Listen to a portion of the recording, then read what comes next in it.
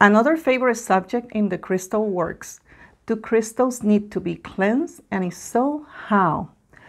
I have a different view on this, and I will tell you all about it in this video.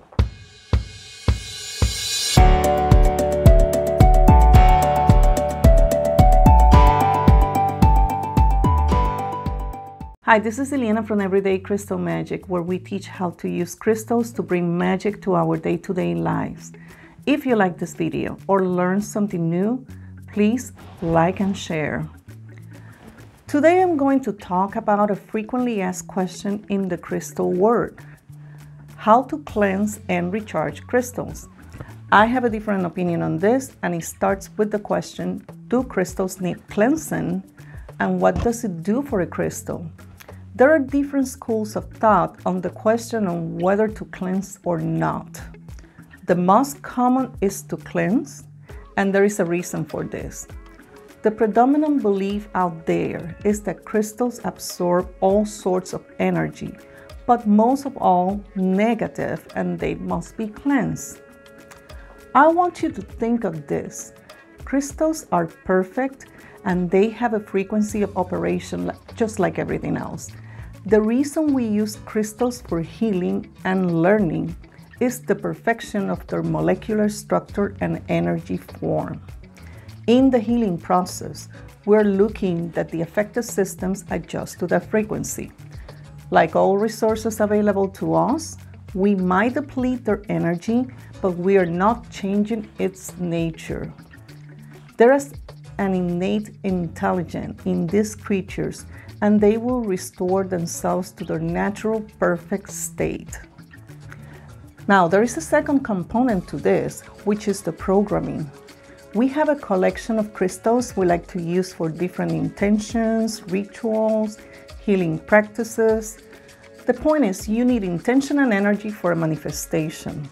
What you need to make sure of is to clear the programming and set that crystal back to a condition to take on a new job.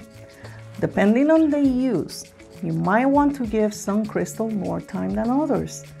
My personal practice is to clear the crystal first, and I do that by releasing it from the task they've been add up to that moment. Then, if needed, I'll let them sit on a quartz cluster to recharge. You can know intuitively, or you can use a pendulum to check if the crystal is clear and ready to work.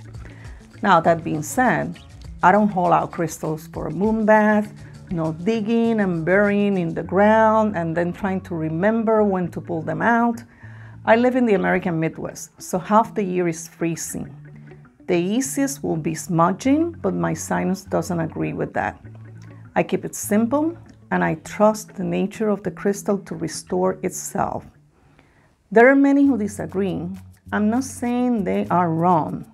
I do have to say that each practice or ritual you pick to take care of your crystals is part of your learning experience, and sometimes might be a combined approach by integrating other modalities. So here's what I'm saying. If you enjoy clearing your space by smudging or diffusing essential oils, it becomes a matter of inclusion and participation. No reason to leave the crystals out. The same applies if you enjoy nature or gardening. You bring your partners with you. However, if after listening to this, you're still on the fence or you just want to try everything, here are some simple cleansing techniques you can try that don't need a moon calendar, much less worry if the soil is frozen or your face will end up frozen in the process.